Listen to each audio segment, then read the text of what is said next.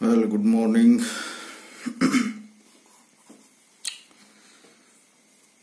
This is the story about Lal Bahadur Shastri.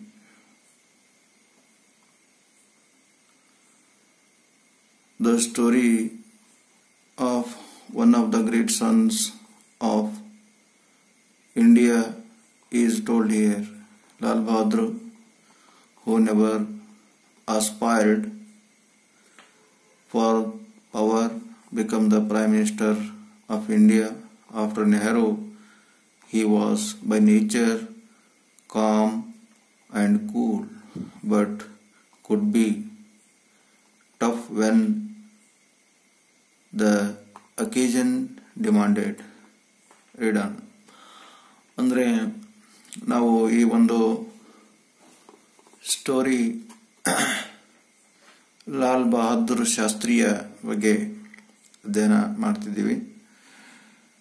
ಈ ಲಾಲ್ ಬಹದ್ದೂರ್ ಶಾಸ್ತ್ರಿಯವರು ಭಾರತದ ಒಬ್ಬ ಅತ್ಯುತ್ತಮ ಮಗನು. ಮತ್ತೆ ಅವರು ಅಧಿಕಾರಕ್ಕೋಸ್ಕರ ಯಾವತ್ತೂ ಆಸೆ ಪಟ್ಟವರಲ್ಲ.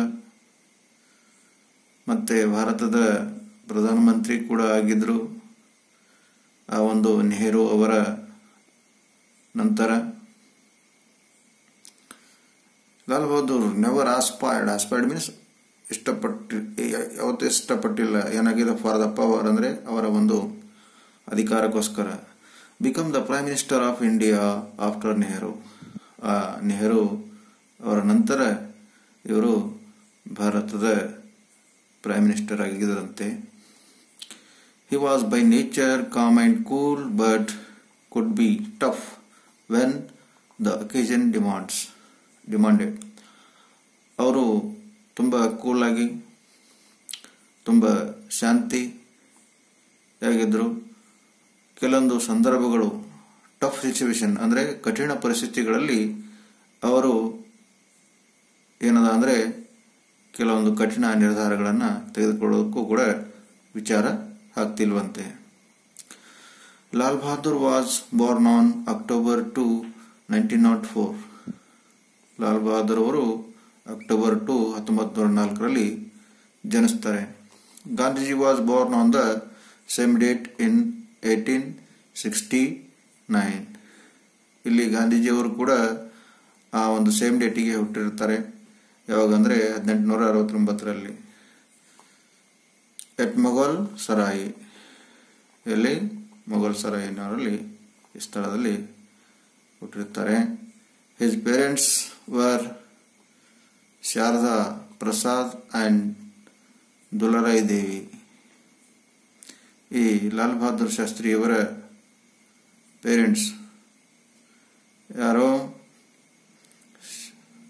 ಶಾರದಾ ಪ್ರಸಾದ್ ಆ್ಯಂಡ್ ದುಲೇರಿ ದೇವಿ. ಅವರ ಪೇರೆಂಟ್ಸು ಇಲ್ಲಿ ಶಾರದಾ ಪ್ರಸಾದ್ ಮತ್ತು ದುಲೇರಿ ದೇವಿ ಆಗಿದ್ದರು. As a boy Lal Bahadur was brave, kind and full of courage and vitality. Lal Bahadur Shastri ಅವರು ತುಂಬ ಬ್ರೇವ್ ಅಂದರೆ ಶೂರರಾಗಿದ್ದರು, ಮತ್ತೆ ದಯ ಹೊಂದಿರುವಂತಹ ವ್ಯಕ್ತಿ, ಮತ್ತೆ ಧೈರ್ಯ ಹೊಂದಿರುವಂತಹ ವ್ಯಕ್ತಿ, ಮತ್ತೆ ಹುರುಪು ವೈಟಾಲಿಟಿ ಅಂದರೆ ಹುರುಪು ಅಥವಾ ಚೈತನ್ಯ ಉಲ್ಲಾಸ ಹೊಂದಿರುವಂಥ ವ್ಯಕ್ತಿ ಆಗಿದ್ರಂತೆ. Once he and his uncle went to a stroll. ಒಂದ್ಸಲ ಲಾಲ್ ಬಹದ್ದೂರ್ ಶಾಸ್ತ್ರಿ ತಮ್ಮ ಒಂದು ಅಂಕಲ್ ಜೊತೆಗೆ ಹೀಗೆ ಓಡಾಡ್ಕೊಳ್ತಾ ನಿಧಾನಕ್ಕೆ ನಡ್ಕೊಂಡು ಹೋಗ್ತಿದ್ರಂತೆ. It was getting dark. ಹೋಗುವಾಗ ಅದು ಸ್ವಲ್ಪ ಕತ್ತಲಾಗ್ತಾ ಇತ್ತು. An old man who was selling mangoes saw them. ಅಲ್ಲೊಬ್ಬ ವಯಸ್ಸಾದ ಮನುಷ್ಯ ಮಾವಿನ ಹಣ್ಣುಗಳನ್ನು ಮಾರ್ತಾ ಇದ್ದ ಆ ಮಾರವನಿಗೆ ಇವರು ನೋಡ್ತಾರೆ. He said, it is getting dark. I will cell these at 1 anna for 100 mangoes. Lal Bahadur and his uncle agreed to buy. ಅವ ಹೇಳ್ದ, ವೆಜಿಟೇಬಲ್ ವೆಂಡರ್ ಆ ವೆಂಡರ್ ಹೇಳಿದ ಹಣ್ಣು ಮರವನು ಇದು ಕತ್ತಲಾಗ್ತಾ ಇದೆ. I will shell at this 1 ಆಣೆ ಫಾರ್ 100 ಮ್ಯಾಂಗೋಸ್. ಹಣ್ಣು ಮರವನು ಮಾವಿನ ಹಣ್ಣು ಮರವನು ಹೇಳ್ತಿದ್ದಾನೆ, ಇದು ಈಗ ಕತ್ತಲಾಗ್ತಾ ಇದೆ, ಅದಕ್ಕೆ ನಾನು 1 ಆಣೆಗೆ 100 ಮ್ಯಾಂಗೋಸ್ ಅನ್ನು ನಾನು ಕೊಟ್ಟು ಬಿಡ್ತೀನಿ ಅಂತ ಹೇಳ್ತಾ ಇದ್ದಾನೆ. Lal Bahadur and his uncle agreed to buy. ಆಗ ಲಾಲ್ ಬಹದ್ದೂರ್ ಶಾಸ್ತ್ರಿ ಮತ್ತು ಅವರ ಅಂಕಲ್ ಇದ್ರು, ಅವರಿಬ್ರು ಅವನ ಮಾತಿಗೆ ಒಪ್ಕೊಳ್ತಾರೆ, ಖರೀದಿ ಮಾಡಲಿಕ್ಕೆ ಸಿದ್ಧರಾಗ್ತಾರೆ. The vendor started counting fruits 1 2 3 4 dash. ಆಗ ಮಾವಿನ ಹಣ್ಣು ಮರವನು ಈಗ 100 ಮ್ಯಾಂಗೋಸ್ ಎಣಿಸ್ಬೇಕಲ್ಲ ಒಂದಾಣೆ ಸಲುವಾಗಿ, ಆ ಮ್ಯಾಂಗೋಗಳನ್ನ ಎಣಿಸ್ತಿದ್ದ. When he reached 50, Lal Bahadur asked him to stop. ಹೀಗೆ 1 2 3 4 ಅಂತ ಎಣಿಸ್ತಾ ಇದ್ದ ಮಾವಿನ ಹಣ್ಣು ಮರವನು 50ರವರೆಗೆ ಯಾರು ಮಾವಿನ ಹಣ್ಣು ಮರವನು ಎಣಿಸ್ತಾ ಇದ್ದ. 50 ಆದ ನಂತರ ಲಾಲ್ ಬಹದ್ದೂರ್ ಶಾಸ್ತ್ರಿ ಹೇಳ್ತಾರೆ, ಸ್ಟಾಪ್ ಮಾಡು, ಕೌಂಟ್ ಮಾಡೋದು ನೀನು ಸ್ಟಾಪ್ ಮಾಡು ಅಂತ ಹೇಳ್ತಾರೆ. He gave the vendor 1 ana. Later his uncle asked him why he had done so. ಅವನು 1 ಆಣೆ ಕೊಟ್ಟು ಆ ಮಾವಿನ ಹಣ್ಣುಗಳೆಲ್ಲ ಖರೀದಿ ಮಾಡ್ತಾನೆ. ಆವಾಗ ಅವ್ರ ಅಂಕಲ್ ಕೇಳ್ತಾರೆ, ನೀನು ಯಾಕೆ ಹಿಂಗೆ ಮಾಡಿದೀಯ, ಅವನು ಎಣಿಸ್ತಾ ಇದ್ದಲ್ಲ, 100 ಮಾವಿನ ಹಣ್ಣು ಎಣಿಸ್ಬಿಡ್ತಿದ್ದ ನಮಗೆ ಅಂತ ಅಂಕಲ್ ಕ್ವಶನ್ ಮಾಡ್ತಾರೆ. ಲಾಲ್ ಬಹದ್ದೂರ್ ರಿಪ್ಲೈಡ್. ಆವಾಗ ಲಾಲ್ ಬಹದ್ದೂರ್ ಹೇಳ್ತಾರೆ, 100 ಮ್ಯಾಂಗೋಸ್ ಫಾರ್ ಎನ್ ಅಣ ಈಸ್ ಟೂ ಚೀಪ್. 1 ಅಣೆಗೆ 100 ಏನದಂದ್ರೆ ಮ್ಯಾಂಗೋಸ್ ಅದು ಬಹಳ ಚೀಪ್ ಆಗಿರುತ್ತದೆ, ತುಂಬಾ ಕಡಿಮೆ ಬೆಲೆ ಆಗುತ್ತದೆ ಅಂತ ಹೇಳ್ತಾನೆ Lal Bahadur Shastri. He was prepared to suffer a loss because it was getting dark. ಈಗಾಗಲೇ ಕತ್ತಲಾಗ್ತಾ ಇದೆ, ಮತ್ತೆ ಅವನು ಲಾಸ್ ಆಗ್ತಾನೆ, ಅದಕ್ಕೆ ನಾನು ಈ ನಿರ್ಧಾರ ತೆಗೆದುಕೊಂಡಿದ್ದೀನಿ ಅಂತ ಲಾಲ್ ಬಹದ್ದೂರ್ ಶಾಸ್ತ್ರಿ ತಮ್ಮ ಅಂಕಲ್ಗೆ ಹೇಳ್ತಾರೆ. It was hard on him, therefore I gave him 1 ana instead of half ana. This shows the kind Lal Bahadur was. ಪಾಪ ಅವನಿಗೆ ಹೋಗೋದಿದೆ, ಕತ್ತಲು ಬೇರೆ ಆಗಿದೆ, ಅದು ಅವನಿಗೆ ಕಷ್ಟ ಆಗ್ತದೆ. therefore I gave him 1 ana instead of half ana. 50 ಮಾವಿನ ಹಣ ಎಣಿಸ್ಕೊಂಡು ಅವನಿಗೆ 1 ಹಣ ಕೊಡ್ತಾರೆ.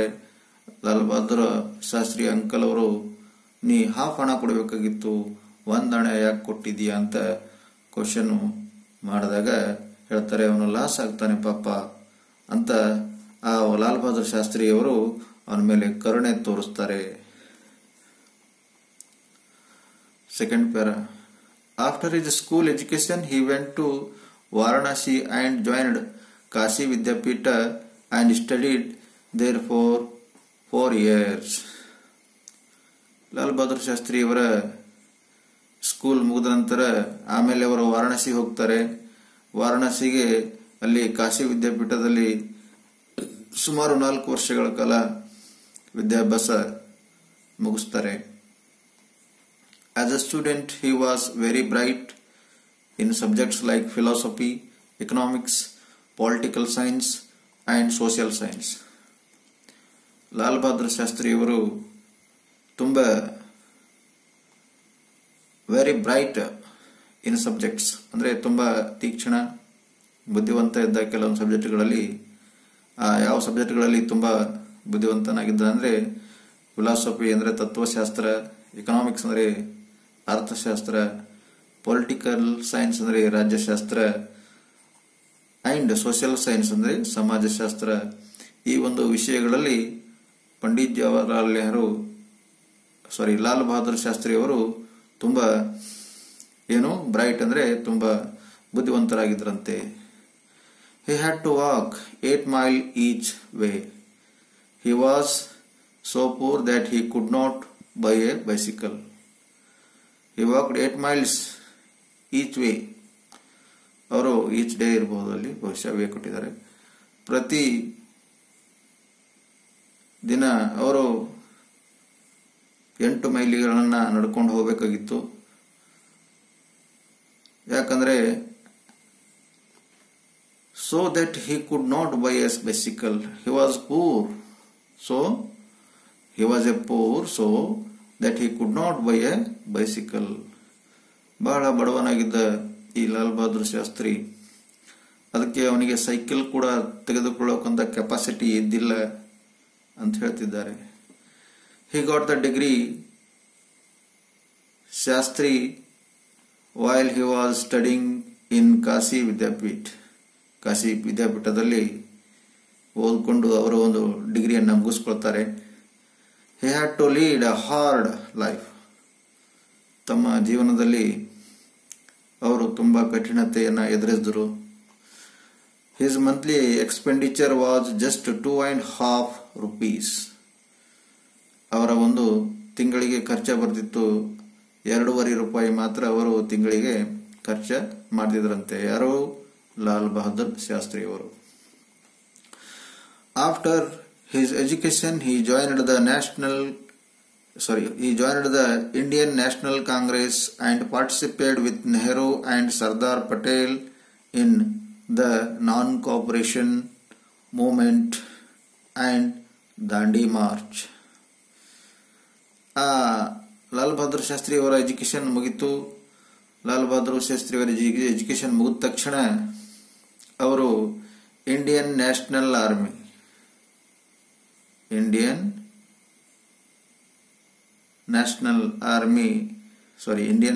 ಕಾಂಗ್ರೆಸ್ ಎನ್ನುವಂತಹ ಆ ಒಂದು participated Nehru and Sardar Patel in the non-cooperation movement. Indian national ಕಾಂಗ್ರೆಸ್ನಲ್ಲಿ ಸೇರ್ಪಡೆಯಾದರು ಲಾಲ್ ಬಹದ್ದೂರ್ ಶಾಸ್ತ್ರಿ ಅವರು. ಆ ಒಂದು ಪಾಲ್ಗೊಂಡವರಲ್ಲಿ ಯಾರ ಜೊತೆ ಪಾಲ್ಗೊಂಡ್ರೆ ನೆಹರು ಅಂಡ್ ಸರ್ದಾರ್ ಪಟೇಲ್ ಕೂಡ ಇದ್ರು ಅಂತೆ. ಆ ಒಂದು ಸಂದರ್ಭದಲ್ಲಿ ನಾನ್ ಕೋಪರೇಷನ್ ಮೂವ್ಮೆಂಟ್ ಅಂದ್ರೆ ಅಲ್ಲಿ ಅಸಹಕಾರ ಚಳವಳಿ ನಡೀತಾ ಇತ್ತು. ಮತ್ತೆ ದಾಂಡಿ ಮಾರ್ಚ್ ಅದೊಂದು ದಾಂಡಿ ಚಳವಳಿ ನಡೀತಾ ಇತ್ತು. ಅದರಲ್ಲೆಲ್ಲ ಯಾರು? ಲಾಲ್ ಬಹದ್ದೂರ್ ಶಾಸ್ತ್ರಿ ಅವರು ಪಾರ್ಟಿಸಿಪೇಟ್ ಮಾಡ್ತಾರೆ. He served the country in various capacities as the Minister for Home and Transport in Uttar Pradesh, as the Central Railway Minister, Home Minister and also the Prime Minister. ಆ ಒಂದು ಇಂಡಿಯನ್ ನ್ಯಾಷನಲ್ ಕಾಂಗ್ರೆಸ್ ನಲ್ಲಿ ಸೇರಿಕೊಂಡು ಅಸಹಕಾರ ಚಳವಳಿಯನ್ನ ಮಾಡಿದ್ರು ನೆಹರು ಮತ್ತು ಸರ್ದಾರ್ ವಲ್ಲಭಾಯಿ ಪಟೇಲ್ ಅವರ ಜೊತೆಯಲ್ಲಿ. ಮತ್ತೆ ದಾಂಡಿ ಮಾರ್ಚ್ ನಲ್ಲಿ ಕೂಡ ಪಾರ್ಟಿಸಿಪೇಟ್ ಮಾಡಿದ್ರು. ಮತ್ತು ಅವರು ದೇಶ ಸಲುವಾಗಿ ವಿವಿಧ ಒಂದು ಮಿನಿಸ್ಟರ್ ಪದವಿಯನ್ನು ಪಡೆದುಕೊಳ್ಳೋಕೆ ಅರ್ಹರಾಗಿದ್ರು. ಅವರು ಹೋಮ್ ಮಿನಿಸ್ಟರ್ ಕೂಡ ಆಗಿದ್ರು. ಮತ್ತೆ ಟ್ರಾನ್ಸ್ಪೋರ್ಟ್ ಇನ್ ಉತ್ತರ ಪ್ರದೇಶ್, ಸಾರಿಗೆ ಒಂದು ಉತ್ತರ ಪ್ರದೇಶದಲ್ಲಿ ಆ ಒಂದು ಸಾರಿಗೆ ಸಚಿವರು ಕೂಡ ಆಗಿದ್ರು. At the central as railway minister, ಮತ್ತೆ ಸೆಂಟ್ರಲ್ ನಲ್ಲಿ ರೈಲ್ವೆ ಮಿನಿಸ್ಟರ್ ಕೂಡ ಆಗಿದ್ರಂತೆ. ಯಾರು? ಲಾಲ್ ಬಹದ್ದೂರ್ ಶಾಸ್ತ್ರಿ ಅವರು. Home minister and also the prime minister, ಮತ್ತೆ ಗೃಹ ಸಚಿವರು ಮತ್ತು ಪ್ರಧಾನಮಂತ್ರಿಗಳು ಕೂಡ ಯಾರು? ಲಾಲ್ ಬಹದ್ದೂರ್ ಶಾಸ್ತ್ರಿ ಅವರು ಆಗಿರ್ತಾರೆ.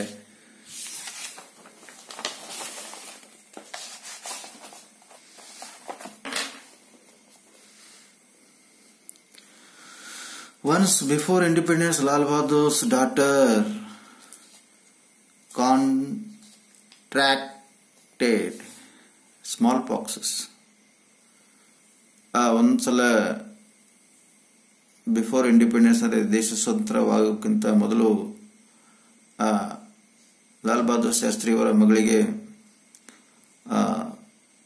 ಸಣ್ಣ ಒಂದು ಬಾಕ್ಸ್ ಅಂದರೆ ಗುಳ್ಳೆಗಳು ಆಗಿದುವಂತೆ ಅವರ ಮೈ ಮೇಲೆ. In those days it was a dreadful killer. ಆ ಒಂದು ಸಂದರ್ಭದಲ್ಲಿ ಅದು ಒಂದು ಭಯಾನಕವಾದಂತಹ ಒಂದು ರೋಗ ಆಗಿತ್ತಂತೆ. Smallpox contacted smallpox ಅನ್ನೋದು. The girl's condition cause anxiety. ಆ ಒಂದು ಹುಡುಗಿಯ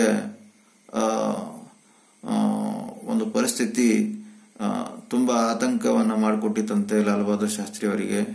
Lal Bahadur who was in prison got the message. ಆ ಹುಡುಗಿಗೆ ಆ ಸ್ಮಾಲ್ ಪಾಕ್ಸ್ ಅಂದರೆ ಸಣ್ಣ ಗುಳ್ಳಿಗಳು ಆಗಿದ್ದವು. ಆ ಒಂದು ಸಂದರ್ಭದಲ್ಲಿ ಲಾಲ್ ಬಹದ್ದೂರ್ ಶಾಸ್ತ್ರಿ ಅವರು ಆ ಒಂದು ಸೆರೆಮನೆಯಲ್ಲಿದ್ದರು, ಜೈಲಿನಲ್ಲಿ ಇದ್ರು.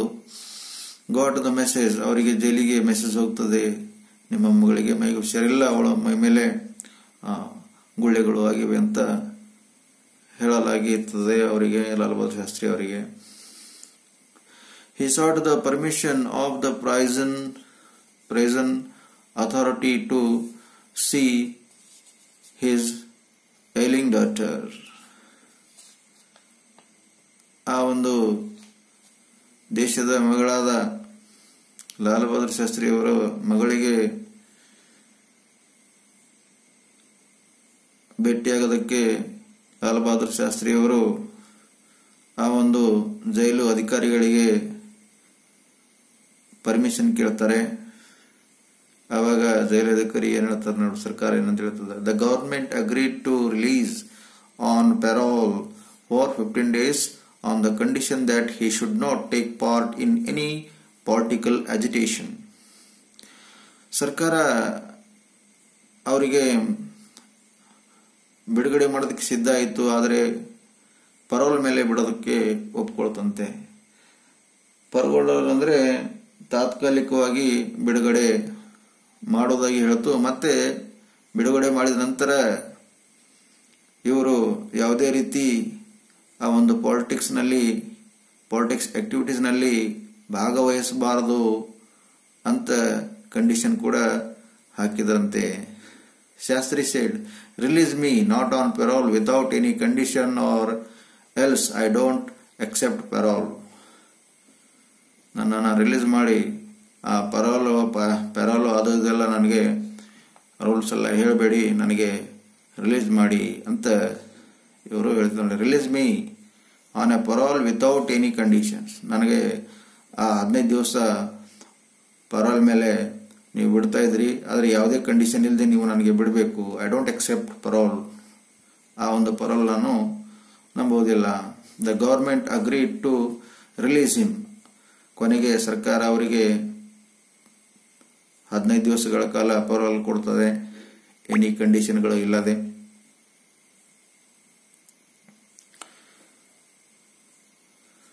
He came to the house. Unfortunately, the girl died on the same day. ಆ ಜೈಲಿಂದ ರಿಲೀಸ್ ಆಗಿ ಮನೆಗೆ ಬರ್ತಾರೆ. ದುರಾದೃಷ್ಟ ವಶ ಅವರು ರಿಲೀಸ್ ಆಗಿದ್ದ ದಿವಸೇ ಅವರ ಒಂದು ಮಗಳು ತೀರ್ಕೊಂಡು ಬಿಡ್ತಾಳೆ. He performed obsequies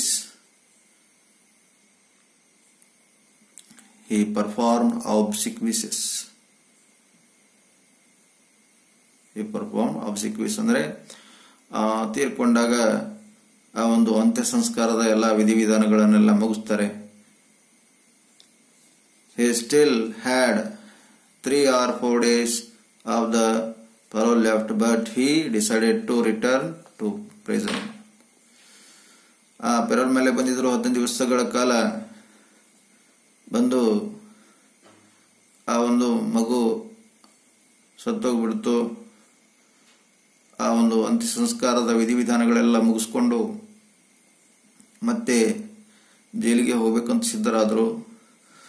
ಆ ಪೆರೋಲ್ ಮೇಲೆ ಬಂದಿದ್ರು. ಅವರಿಗೆ ಇನ್ನೂ 3-4 ದಿವಸಗಳ ಕಾಲ ಹೋಗದೇ ಇದ್ರೂ ಕೂಡ ನಡೀತಿತ್ತು. ಆದರೂ ಅವರ ಒಂದು ಪ್ರಾಮಾಣಿಕತೆಯಿಂದ ಇನ್ನು 2-3-4 ದಿವಸ ಇದ್ರೂ ಕೂಡ ಮತ್ತೆ ನಾನು ಜೈಲಿಗೆ ವಾಪಸ್ ಹೋಗ್ತೀನಿ ಅಂತ ಯಾರೋ ಲಾಲ್ ಬಹದ್ದೂರ್ ಶಾಸ್ತ್ರಿಯವರು ಮತ್ತೆ ಜೈಲಿಗೆ ವಾಪಸ್ ಹೋಗ್ತಾರೆ. His family played with him. ಅವರ ಫ್ಯಾಮಿಲಿಯವರೆಲ್ಲ ಕೇಳ್ಕೊಂಡ್ರು, ಇನ್ನೂ ಹೋಗಬೇಡಿ, ಇನ್ನೂ 4 ದಿವಸ ಇಲ್ಲೇ ರೀ ನಮ್ಮ ಮನೆಯಲ್ಲಿ ಅಂತ ಎಲ್ಲ ಕೇಳ್ಕೊಂಡ್ರು.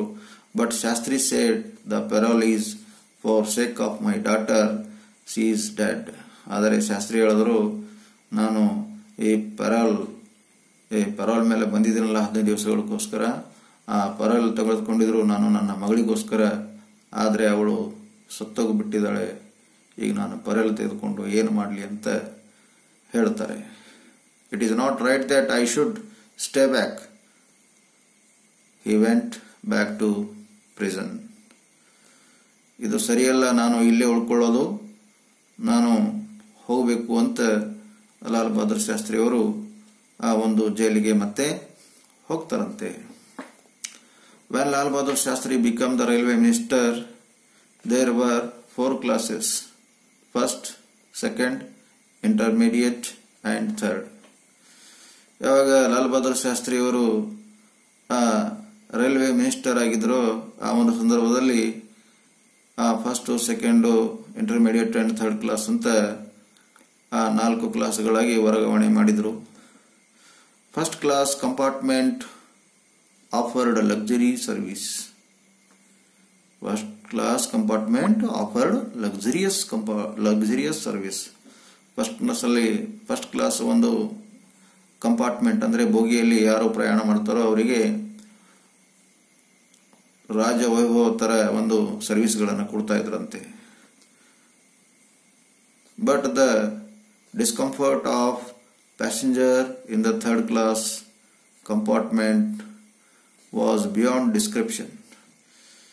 ಆದರೆ ಥರ್ಡ್ ಕ್ಲಾಸ್ ಒಂದು ಕಂಪಾರ್ಟ್ಮೆಂಟ್ನಲ್ಲಿ ಯಾವುದೇ ರೀತಿಯ ಫೆಸಿಲಿಟೀಸ್ ಇರಲಿಲ್ಲ, ನೋಡೋದಕ್ಕೆ ಒಂಥರ ಚೆನ್ನಾಗಿರಲಿಲ್ಲ.